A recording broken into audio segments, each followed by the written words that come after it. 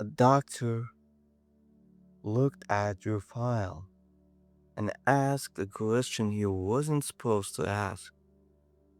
Not a medical question. That's the part that matters. He'd been going through the pages the way people do when they've done it 10,000 times, half looking or knowing what they expect to find. And then he stopped and went back a page. And then he asked you something that had nothing to do with your health. I'm going to tell you exactly what he asked, but not yet, because it won't mean anything until you understand what you are looking at. There is a date in the file. Hold that. Everything today comes back to it. Now, listen. Let's start with the thing people keep saying to you and you keep deflecting. They've aged. You haven't. And I don't mean you look well. Looking well is a compliment. This isn't a compliment.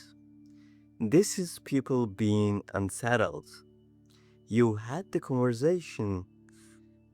Somebody from years back looks at you slightly too long and says something like, "You look exactly the same." And there is a small pause after because they didn't mean it as a nice thing. They mean it as a question. And you did what you always do. You said something small, good lighting, good jeans. You laughed and moved the conversation on. You've been deflecting that for years now. And it isn't modesty. It's that you don't have an answer either. And being asked about something you can't explain about yourself is uncomfortable. So let me give you the explanation because there is one and it has nothing to do with skin. There was something on your face that was never yours. I want you to sit with that sentence before I explain it because part of you already knows it's true. Not a picture, not a line, a layer. Something sitting on top of you. If you go and look at photographs from that period, and most of you avoid those photographs, which is itself information, you'll see it. It isn't tiredness. Tiredness looks like tiredness. Everyone can recognize tiredness. This is different. There's something settled on the face, the kind of film, a residue, like looking at a window that hasn't been cleaned in years. The glass is fine. The glass was always fine.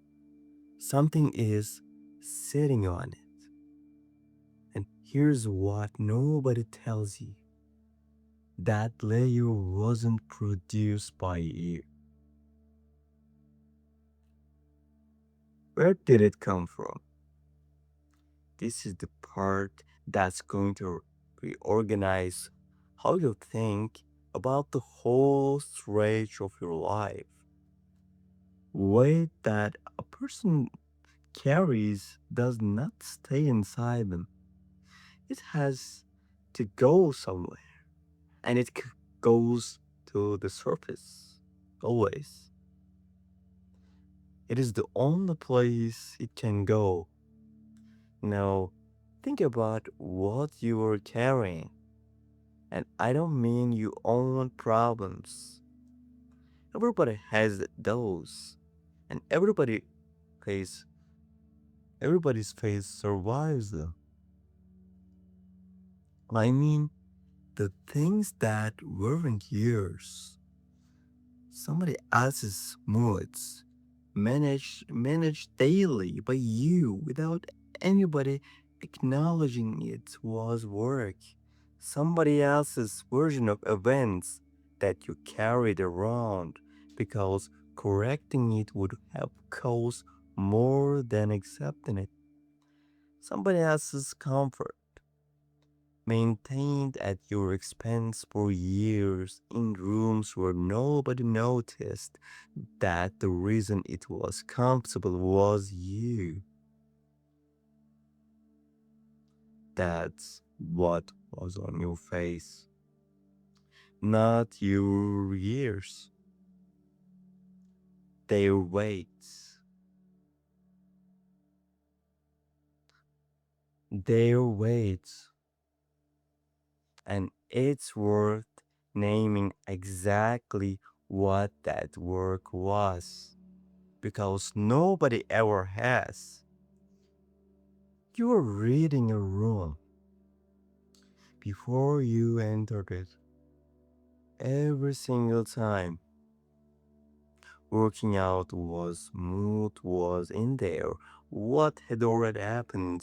Who needed handling today? And adjusting yourself before you were through the door. You were absorbing things that were aimed at you and deciding in real time which ones were worth a response. The answer was almost always none of them. But the deciding still happened. Every single time you were holding a version of events that you knew was wrong and not correcting it, which sounds passive and is the opposite of passive. Holding a lie in your mouth and not spitting it out takes constant efforts and it doesn't stop when you leave the room. None of that appeared anywhere. Nobody thanked you for it.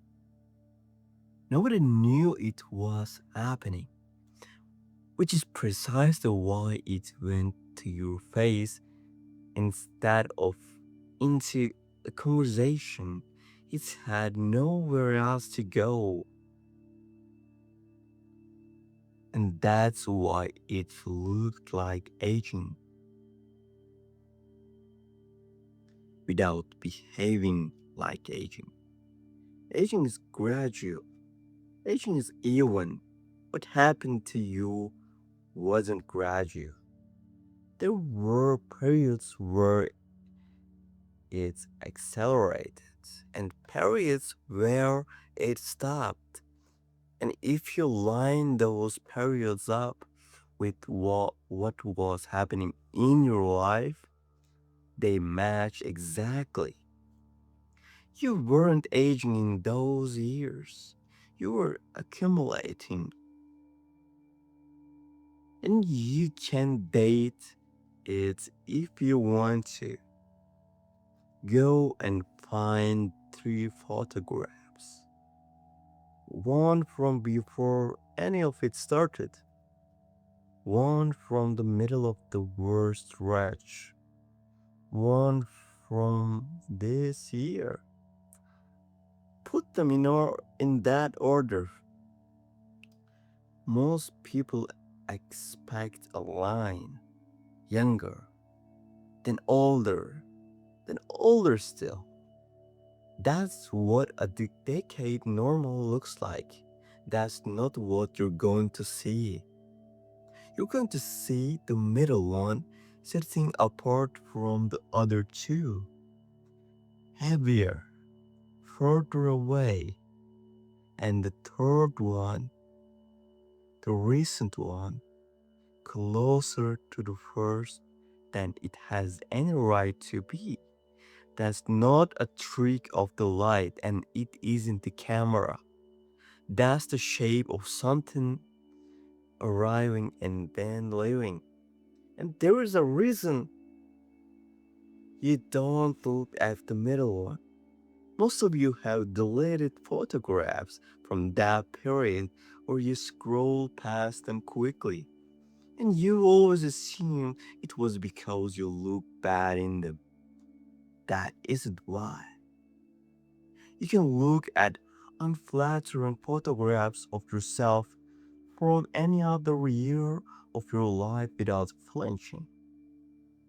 You avoid those ones because you can see something in the face that you have never been able to name.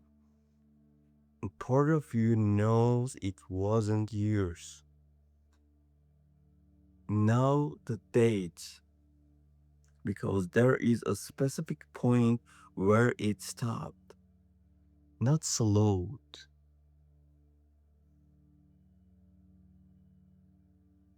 not slowed, where it stopped. You know the year. You knew it the moment I said there was one. Something ended that year, or you ended it, or somebody left, or you finally stopped trying with someone, or you walked out of an arrangement you'd been inside so long you'd stopped noticing it was an arrangement. You didn't feel triumphant about it. That's the thing people get wrong. You probably felt like you'd failed. You probably spent months afterwards wondering whether you should have tried harder.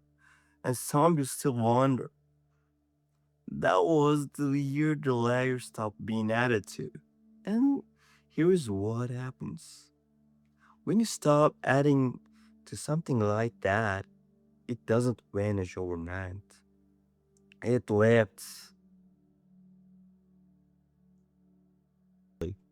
over months. And because it's slow, and because you see your own face every day, you never noticed it happening. Other people did. That's why the comments started. Not because you changed, because something that wasn't you finished living. No, and this is the part you're going to feel in your chest. Look at what happened to them because they kept carrying it, all of it. Whatever they handed you to hold, they still have. Plus the part you used to take, which nobody's taking now. And it went to the surface the same way it went yours. You've seen it. Somebody you haven't seen in a few years and had to look twice, not because they'd aged normally, because something had collected on them. The same film, the same residue, sitting where it used to sit on you. And the strangest part, there is the ones who bring it up. They're the ones who say, you look exactly the same in that flat voice with the pause after it. They're not complimenting you. They're doing arithmetics. They're standing in front of you. Somebody who went through the same years they did and come out looking like this year didn't happen. And they cannot make the sum work. There's only one way the sum works.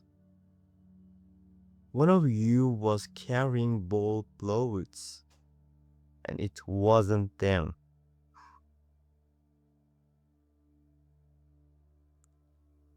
Now, let me tell you what people are actually saying because it isn't kind and you should know. Some of them have decided you had something done. That's the explanation they've landed on because it is the only one available to them. It's said in a particular tone. You heard the tone. And here is why they need the explanation.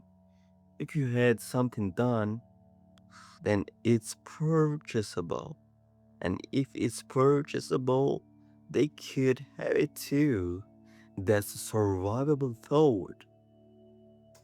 The alternative the alternative is not survivable for them. The alternative is that you get out. And they didn't. That's the difference between your faith and theirs. The decision you made and they were too afraid to make. Nobody can hold that thought about themselves for long, so they replace it with something cheaper every single time. No, here is the warning, and it is the only one today. Somebody is going to try to hand it back to you. They're cleverer than that. They're going to hand you the role. It'll come warm, soft. Somebody who's been distant for a while, suddenly reaching out. Somebody with a situation. Somebody who needs you specifically because nobody else understands. Because you were always the one who could handle it. And it's going to feel wonderful. That's what makes it dangerous. Being needed by somebody who abandoned you is one of the most flattering things that can happen to a person, and you have almost no defense against it because you have spent your whole life being the one who could handle it. You don't have to be cold, you don't have to refuse, you just have to notice what's being asked for.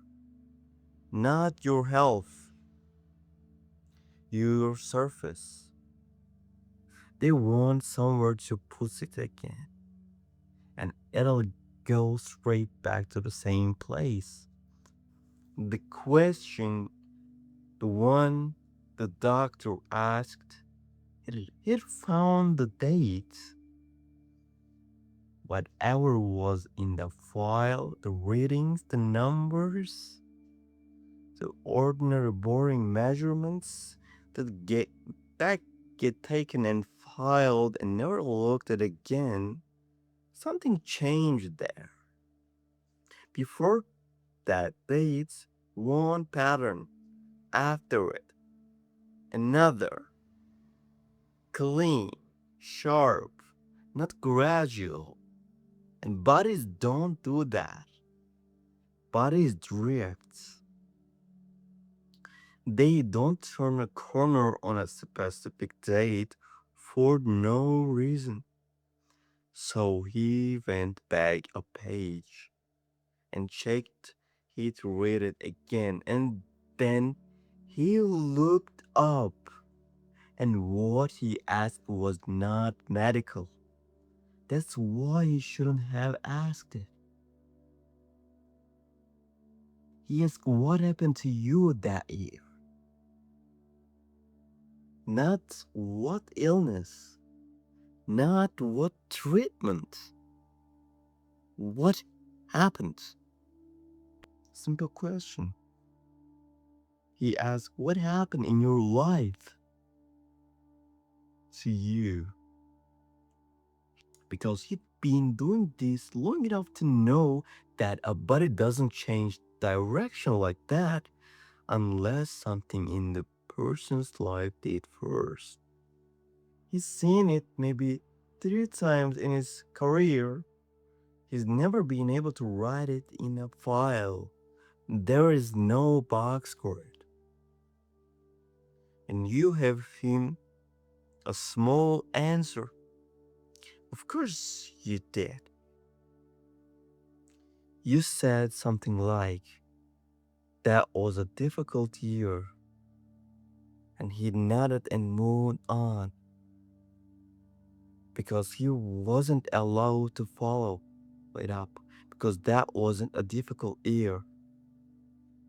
That was the year you put it down. Now is what I actually need you to hear. You've been telling yourself, you got lucky, good genes, good skin. Just how it goes. That's the story you use to get out of the conversation. It isn't just luck, and it isn't preservation either. You didn't preserve yourself. Preserving is careful. Preserving is something you do purposely.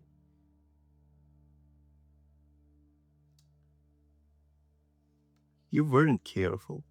Those years you were not careful. You stopped being spent. That's the whole thing. There's a difference between a person who was kept up and a person who was being used up and then wasn't. And everybody can see the difference on a face, even if nobody can name it. You weren't aging faster than you should have. You were being spent faster than you should have by people who had found somewhere convenient to put things down.